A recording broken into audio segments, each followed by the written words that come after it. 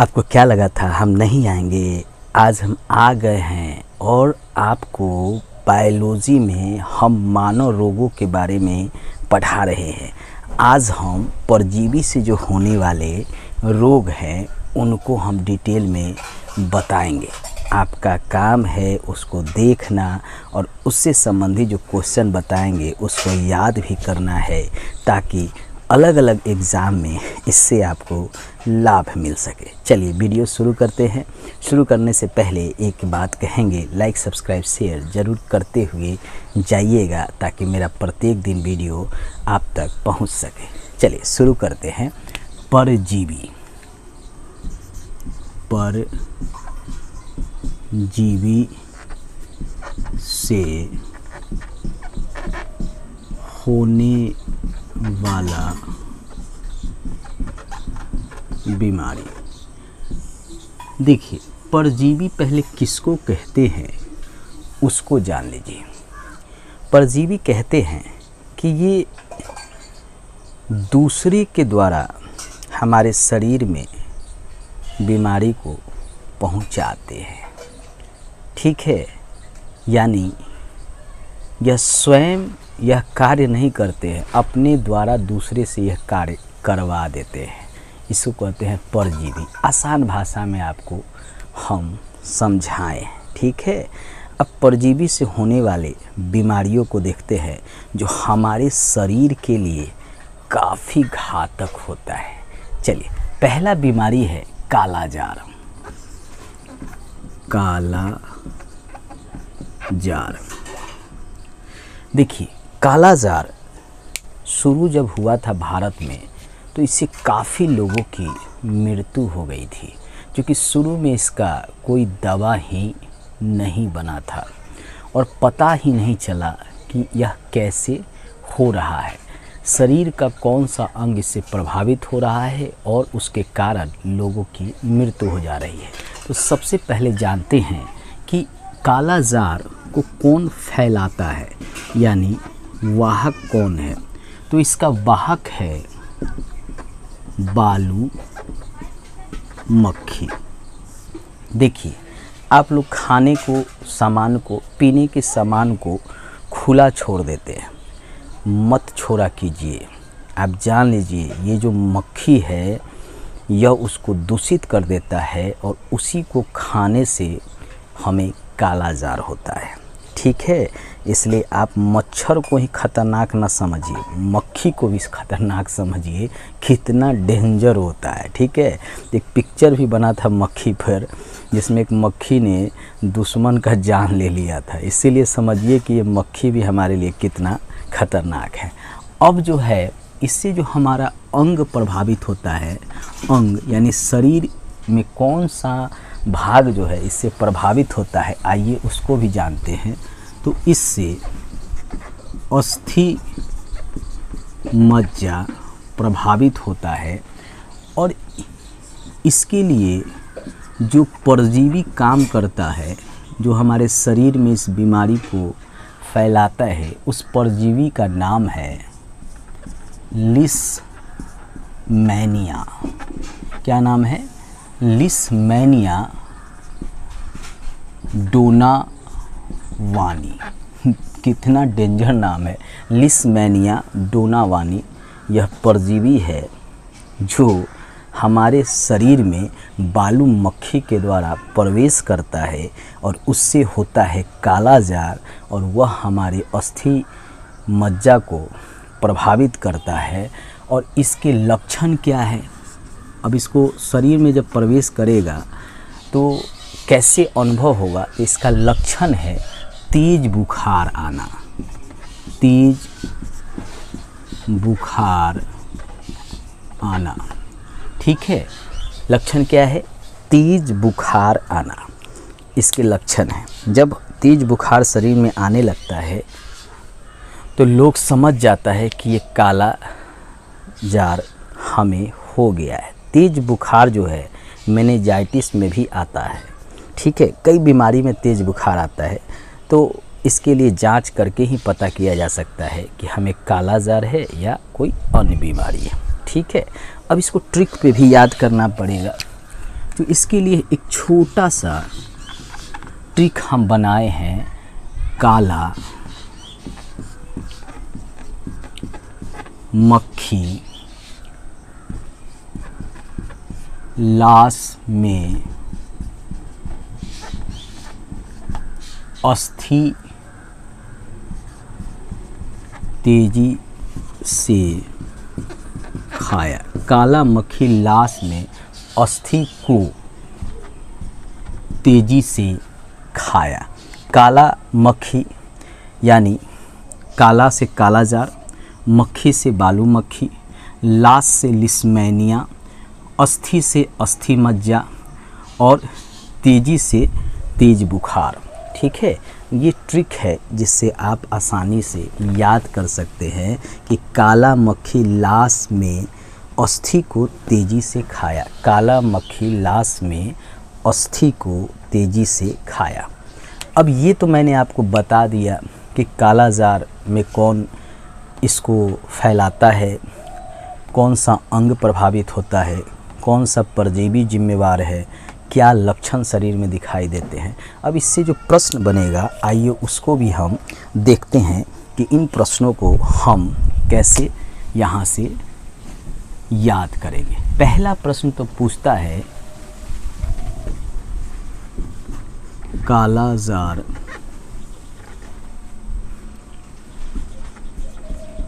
कैसे फैलता है। कालाजार कैसे फैलता है, तो इसका उत्तर होगा बालू मक्खी। बालू मक्खी।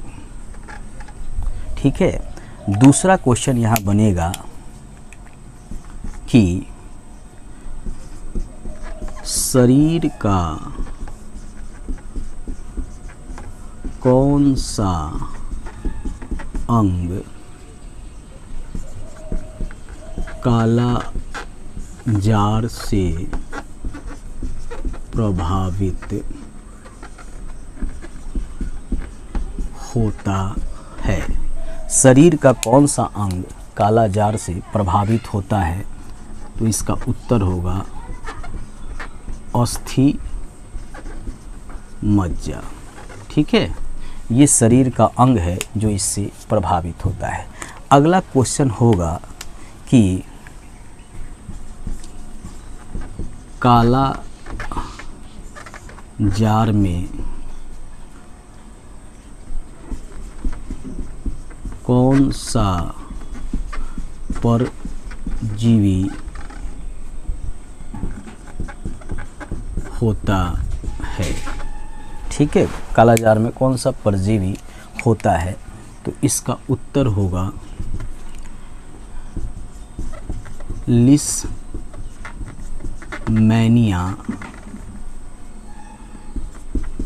डोनावानी। लिस्मेनिया डोनावानी। ठीक है, ये 3 क्वेश्चन आपको एग्ज़ाम में देखने को मिलेगा और यह तीनों क्वेश्चन जो है आपको एग्ज़ाम में VVI के रूप में बता रहे हैं। यह तो बिहार SI में, पुलिस में,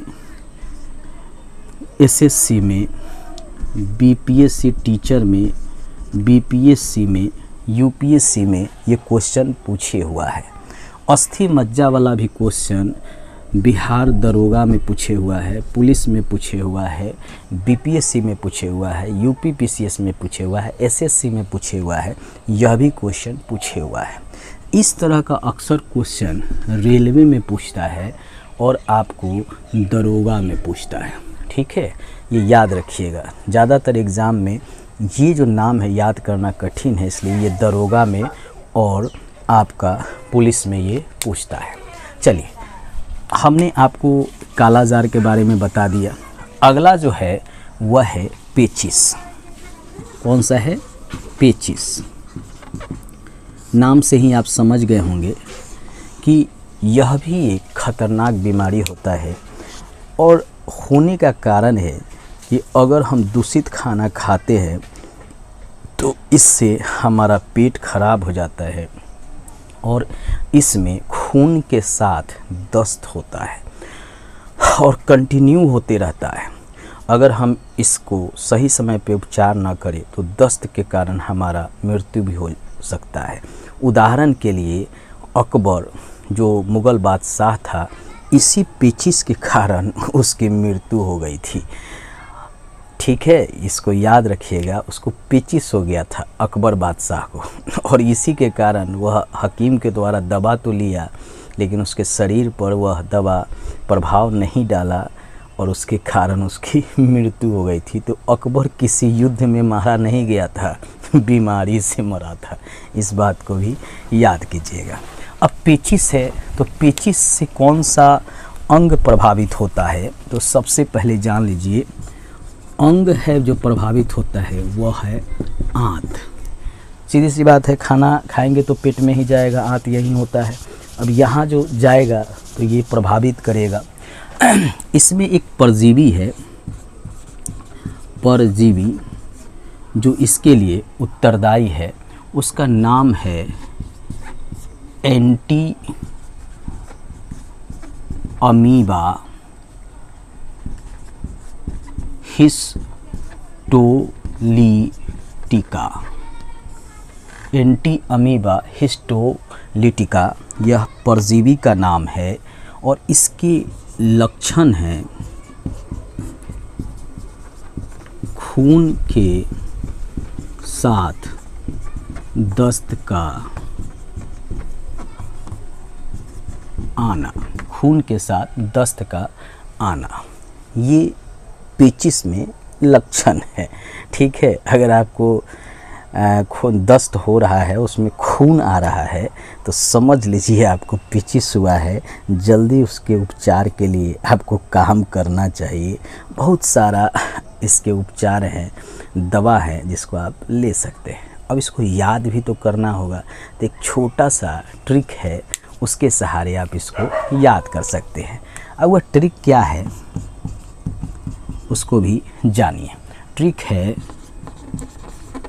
अमीबा आंत में खून को पचा। अमीबा आंत में खून को पचा। अमीबा से अर्थ हो गया एंटी अमीबा हिस्टोलिका। आंत से अर्थ हो गया आंत अंग है। खून से क्या हो गया, खून क्या होता है, खून के साथ दस्त आता है। अब पचा से अर्थ हो गया पेचिश। अमीबा आंत में खून को पचा। अमीबा आंत में खून को पचा। अब इससे आपको आसानी से पेचिश से होने वाले कौन से अंग प्रभावित होते हैं, कौन सा परजीवी है, कौन सा लक्षण होता है, ये आपको पता चल जाएगा। अब इससे संबंधित कुछ प्रश्न बनेंगे, आइए उसको भी हम देख लेते हैं। पहला प्रश्न बनेगा कि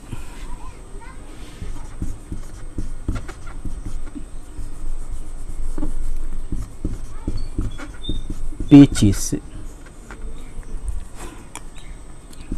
से कौन सा अंग प्रभावित होता है। पेचिश से कौन सा अंग प्रभावित होता है, तो इसका उत्तर होगा आंत। ठीक है, कौन सा अंग प्रभावित होता है, आंत पेचिश से प्रभावित होता है। दूसरा है पेचिश में कौन सा परजीवी पेचिश के लिए कौन सा परजीवी उत्तरदायी है। पेचिश के लिए कौन सा परजीवी उत्तरदायी है, ये प्रश्न है और इसका उत्तर होगा anti amoeba histolytica. Anti amoeba histolytica, ये परजीवी हैं जो पेचिस के लिए उत्तरदायी हैं। तो ये प्रश्न जो है आपके बने हुए हैं। ये वाला जो प्रश्न है वह पूछे हुआ है कई टीचर के एग्ज़ाम में, सीटेट के एग्ज़ाम में, दरोगा के एग्ज़ाम में, पुलिस के एग्ज़ाम में, कई पीसीएस में भी ये क्वेश्चन आया हुआ है। तो आप जो है क्वेश्चन को भी देखते रहिएगा। चलिए कुछ और के बारे में जानते हैं जो परजीवी से होने वाली बीमारी है। आइए हम मलेरिया के बारे में जानते हैं यह कितना घातक है। मलेरिया के पहले में हम ये जानेंगे कि मलेरिया फैलता कैसे है। तो इसके लिए जो उत्तरदायी है यानी इसका वाहक जो है वह है मादा एनाफ्लीज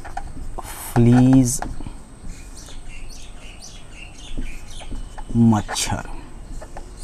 मादा एनाफ्लीज मच्छर इसके लिए, मलेरिया के लिए उत्तरदायी है।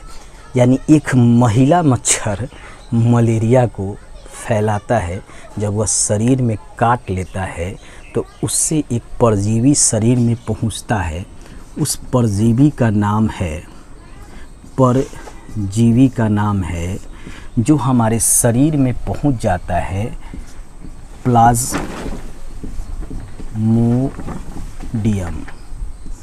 प्लाज्मोडियम। ठीक है, ये हमारे शरीर में पहुंच जाता है और इसके कारण हमारे शरीर में मलेरिया की बीमारी उत्पन्न हो जाता है। अब इससे जो है कौन सा अंग प्रभावित होता है, तो यह हमारे शरीर में आरबीसी को प्रभावित करता है और तिल्ली को प्रभावित करता है। किस अंग को प्रभावित करता है? आरबीसी को और तिल्ली को प्रभावित करता है। परजीवी कौन है? प्लाज्मोडियम, वाहक है मादा एनाफ्लीज मच्छर। अब लक्षण क्या है इसके? लक्षण ठंड के साथ बुखार, ठंड लगेगा और फिर बुखार होगा, ये इसके लक्षण हैं। अब इसको ट्रिक पे भी याद करना है, तो इसके लिए एक छोटा सा ट्रिक है। माल ठंड में एना प्लाजा पहना है। माल ठंड में एना प्लाजा पहना है। माल ठंड में एना प्लाजा पहना है। माल से अर्थ हो गया मलेरिया, ठंड का अर्थ हो गया ठंड के साथ बुखार, एना का अर्थ हो गया मादा एनाफ्लीज मच्छर, प्लाजा का अर्थ हो गया प्लाज्मोडियम। ठीक है, तो इस तरह आप ट्रिक से इसको याद कर सकते हैं। अब इससे संबंधित कुछ प्रश्न बनेंगे, आइए उन प्रश्नों को भी देखते हैं। पहला प्रश्न तो बनता है कि मलेरिया किस परजीवी के कारण होता है? मलेरिया किस परजीवी के कारण होता है? ये पूछे हुआ है, इस बात को याद रखिएगा, एग्ज़ाम में पूछे हुआ है, कई एग्ज़ाम में पूछे हुआ है, चाहे वो दरोगा का एग्ज़ाम हो या बिहार टीचर का एग्ज़ाम हो या पुलिस का एग्ज़ाम हो या बीपीएससी का एग्ज़ाम हो। ठीक है, ऑन स्टेट में भी पूछे हुआ है। तो इसके लिए जो परजीवी है उसका नाम है प्लाज्मोडियम। ठीक है, कौन सा परजीवी है? प्लाज्मोडियम। ठीक है, एक और प्रश्न यहाँ से बनता है, वह प्रश्न बनता है कि मलेरिया का वाहक कौन सा मच्छर है? मलेरिया का वाहक कौन सा मच्छर है? तो इसका उत्तर होगा मादा एनाफ्लीज मच्छर, मादा एनाफ्लीज मच्छर इसके लिए उत्तरदायी हैं।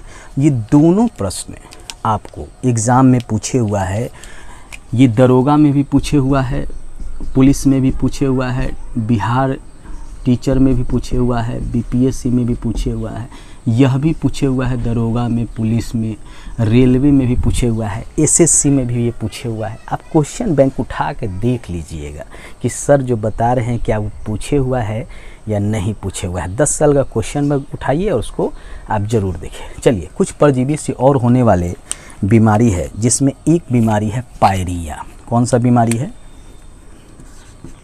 पायरिया। ठीक है, मुंह में होने वाला यह बीमारी है पायरिया। और इससे जो है मसूढ़ा में जो है, ये जो मसूढ़ा है इसमें खून आने लगता है। ठीक है, तो आइए इसके बारे में जानते हैं कि कौन सा अंग इससे प्रभावित होता है। तो इससे एक अंग प्रभावित होता है जो है मसूढ़ा। यह मसूढ़ा को प्रभावित करता है, यह मसूढ़ा है, इसको ये प्रभावित करता है ये। ठीक है, इसमें जो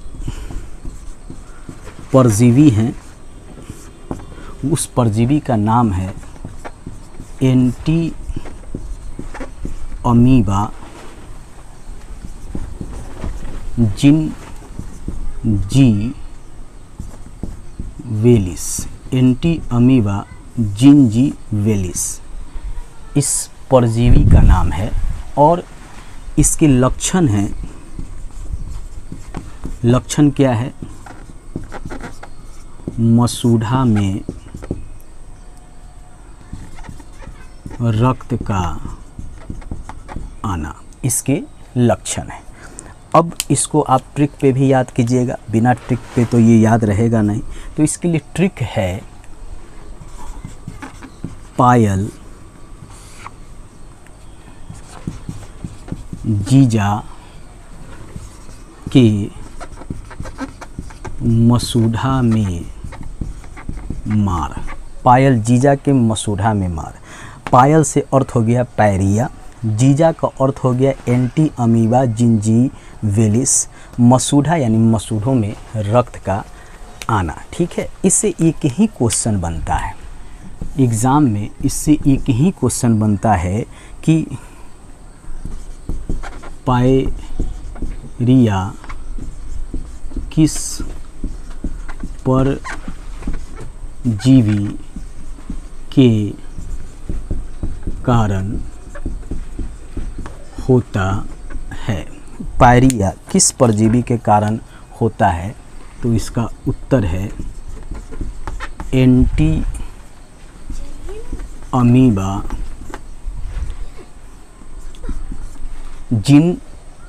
जाओ भी पढ़ा रहे हैं, एंटी अमीबा जिंजीवेलिस ये परजीवी का नाम है। ठीक है, अगला एक और बीमारी होता है सोने की बीमारी। कौन सी बीमारी होता है? सोने की बीमारी। इसमें जो अंग प्रभावित होता है उसको अंग है मस्तिष्क। मस्तिष्क, ठीक है, ये जो हमारा मस्तिष्क है ये प्रभावित होता है सोने की बीमारी से। इसमें जो परजीवी है उस परजीवी का नाम है ट्रिपेनोसोमा। ट्रिपेनोसोमा उस परजीवी का नाम है और इसमें वाहक है सीसी मक्खी। इसमें वाहक है सीसी मक्खी। इसमें बीमारी क्या है? नींद के साथ बुखार आना। इसमें मात्र एक ही क्वेश्चन बनता है कि सोने की बीमारी किस कारण से होता है? सोने की बीमारी किस कारण से होता है? तो सीसी मक्खी के कारण, सीसी मक्खी के कारण यह बीमारी होता है और उसमें परजीवी है ट्रिपेनोसोमा। ये इसमें परजीवी का नाम है जो आपको एग्ज़ाम में आता है। दोस्तों नेक्स्ट वीडियो में हम आएंगे, आपको उसमें हम और भी बीमारी के बारे में बताएंगे। आप उस वीडियो को भी ज़रूर देखिएगा। धन्यवाद।